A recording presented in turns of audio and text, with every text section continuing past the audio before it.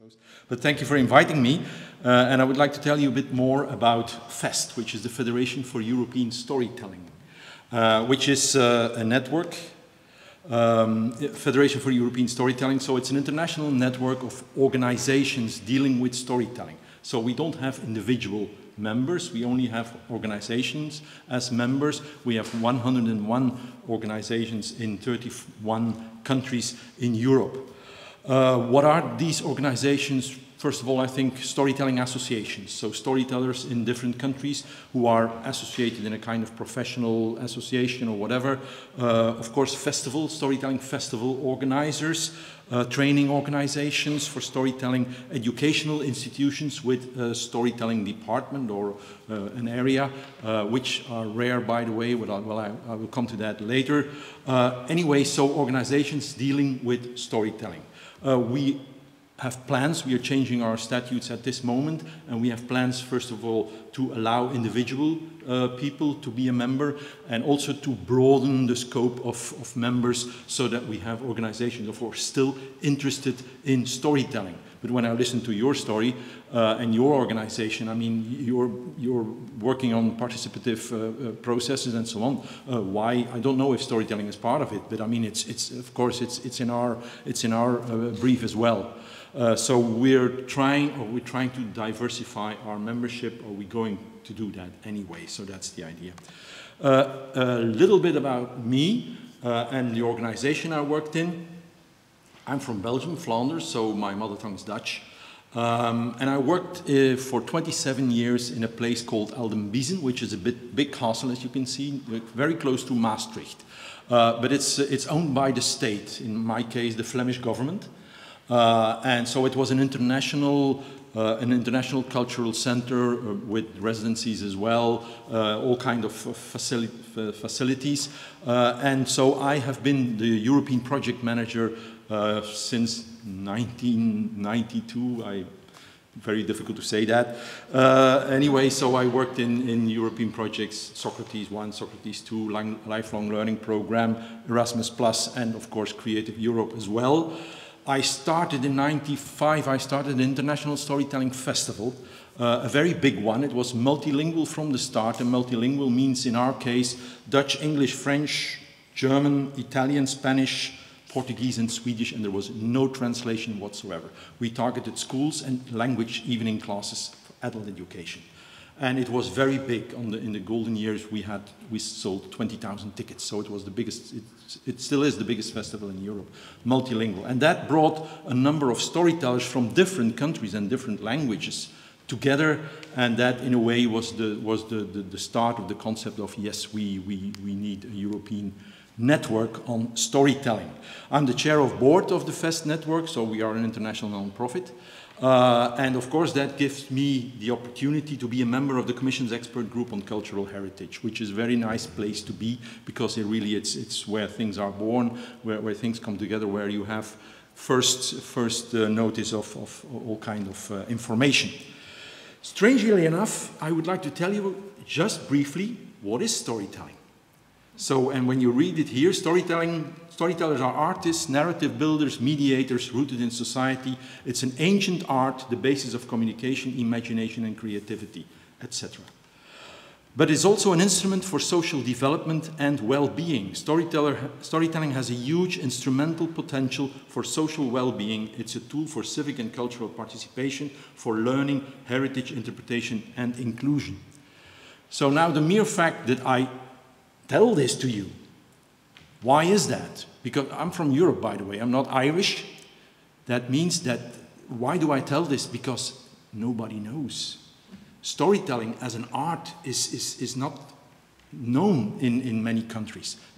I'm not a storyteller, I was a festival organizer. But if a storyteller tells, I'm a storyteller, oh yes, and do you do that for money? Do you get paid for that? That's what people ask them. So storytelling is not recognized as an art, as a form of art. And storytelling is also certainly not, I come to that, recognized as a formal qualification. A bachelor in storytelling, a master in storytelling. You see, so that's one of the basic problems that this sector has, and that's why I tell you what it is. So again, we're a network, so what do? I mean, roughly the same things, of course, as in other networks. So we're looking at a capacity building of the storyteller, professionalization of the storyteller as a performing artist, as a cultural operator, using his or her art for tackling social challenges, as a European artist, as an entrepreneur. And I have 4 keywords at the bottom there, and perhaps the last one will be a bit awkward. But of course, we're talking about beauty, we talk about quality, we're talking about entertainment, we're talking about relevance. By the way, when I speak to people here about storytelling, you immediately refer to traditional storytelling. Here, apparently, storytelling is very much linked to folk, culture, and tradition. We're talking about performing art, modern performing art, now with the contemporary performing art also. Yes, of course, thanks to your tradition link, storytelling is strong in Ireland. And I can assure you that in many countries, storytelling is nowhere. It's really, yeah, a bad situation. So what do we do? So what do we try? We talk about education and training for the storyteller as a performing artist. And we created, for instance, what our network did was to create a competence model for the storyteller. This is half of it. This is half of it. These are the core competences that what we say this is for an artist, a storyteller. An artist is a researcher, researching stories, background of stories, methodology, etc., etc. An artist is also a craftsman. Yes, and then we're talking about master body and voice, master narrative and language, and so on. A storyteller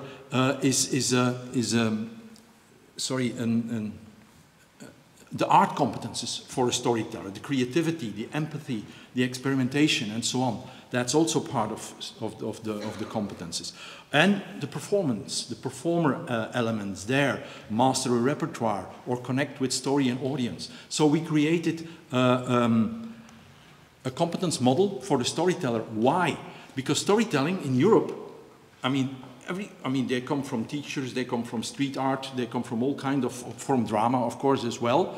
But then most of story that goes through mentorship, through summer classes, through non-formal training. And thanks to this model, this competence model, we created a kind of reference.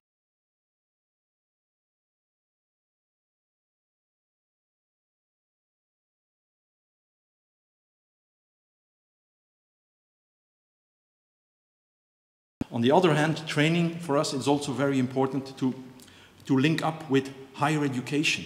As I already said, bachelor in storytelling. So at this moment, I have to say that in some countries, you see some initiatives where there is a kind of department for storytelling in the art department in a university or in a college. But this is very rare, and we are looking for those examples. And that's one of the things that we try to do as a network, to spot good practice, of course, to bring together good practice, perhaps to turn it into a model or turn into a template or a process that can be used in some other countries.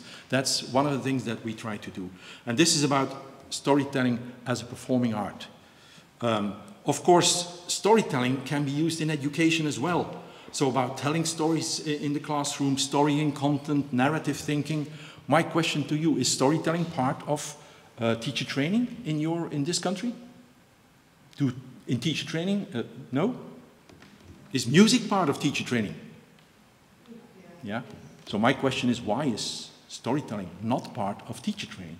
Because it's a great means of transfer knowledge, for people to understand. Think of the images and that's why I have Archimedes in the bathtub. Yes, or Newton, which never took place, the apple on his head. But anyway, it's an image, and you will never forget it. So storytelling is really very important. And I'm not talking about just telling a story at the beginning of the class session. It's about storying content, you see? And these examples, of course, we also try to do. Storytelling and community work, and that's exactly what you do, of course. So it's a bottom-up narrative art. Storytelling is very simple. You don't need an instrument. You're there. You have your instrument. You have your memory, you have your heritage, you have everything. But of course, you need the guts and the skills to do it. And to hear and to be heard is very important in stories as gateway to other cultures, to create metaphors. Think of refugees to come to your country, what they all lived through, which they can't express, but perhaps through a story they can bypass the whole thing. Yes, the unspeakable. Yeah, and to lower the threshold to art. It's an entry to more art. Yes, to cultural participation, to civic participation, and so on. Storytelling for heritage. Think of heritage interpretation and how they can, how an audience, thanks to stories and to heritage interpretation, can relate to whatever heritage we're talking about. Yes, so that's yeah, offering place, time, characters, and emotion to heritage. Storytelling in cultural creative sectors and industry. I mean, that's the big word nowadays when we look at that Creative Europe and so on. What about art in those processes?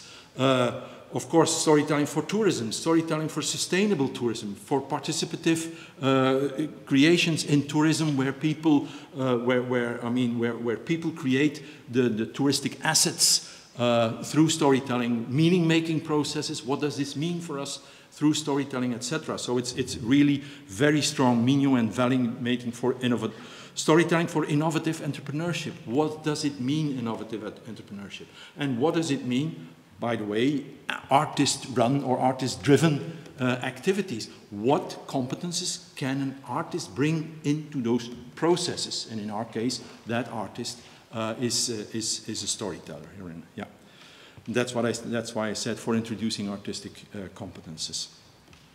So what do? So we try to raise the visibility of oral storytelling, because, as I already said, it's very difficult. So we invest in marketing and dissemination tools, etc. But we also try to work on structure building at regional and national level. For instance, to create associations in a country.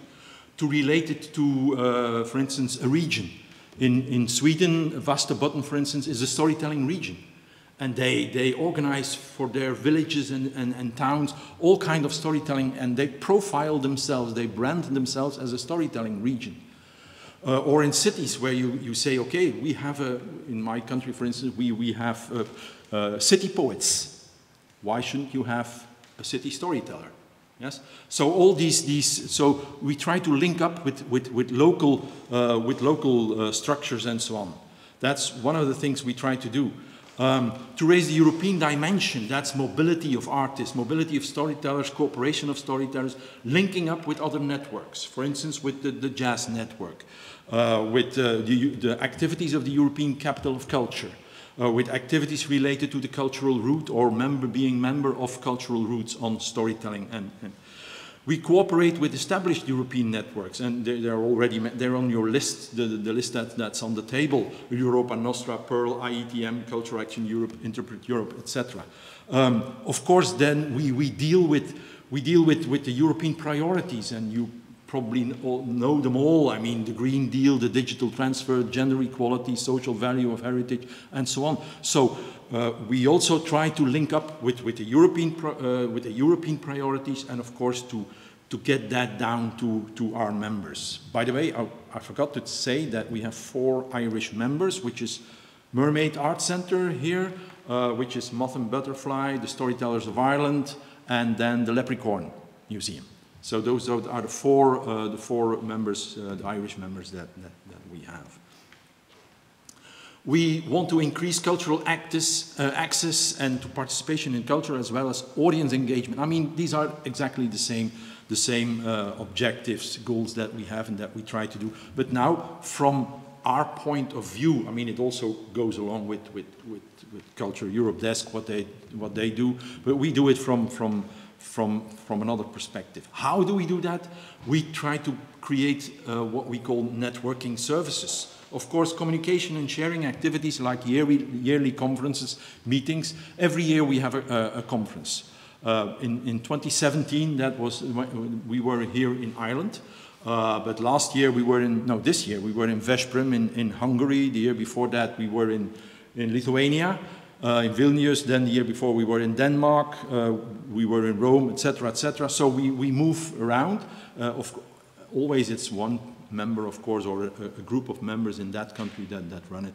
And through those conferences, and of course since COVID, through online through forums, through webinars, whatever, yeah, we try to pass on all the information we have on Europe, on priorities, on activities. We try to find good practice examples in Europe, or we try to generate them ourselves in projects. And that's what we pass on, and that's what we give. In our conferences, we invite experts from different groups, from different sectors, and people can go to workshops and so on. So that's what we do. Of course, the competence model, we try to organize a little bit first of all, quality and competence-driven approach to the workshops. We help with partner finding within our network, cooperation models with other art forms like music, dance, or whatever. So that's what we do. We were involved in several projects as well. I would like to focus on the three bottom one. People, Places and Stories was an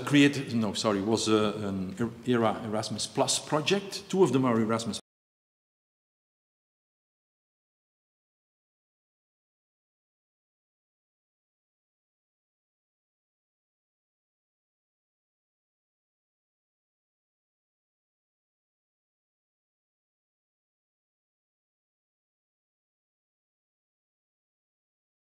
Communities here, at bottom level, at grassroots level, what competences does a person need to run this and to initiate that? And of course, storytelling, participative techniques, etc., is all part of that. So, and this project was about that.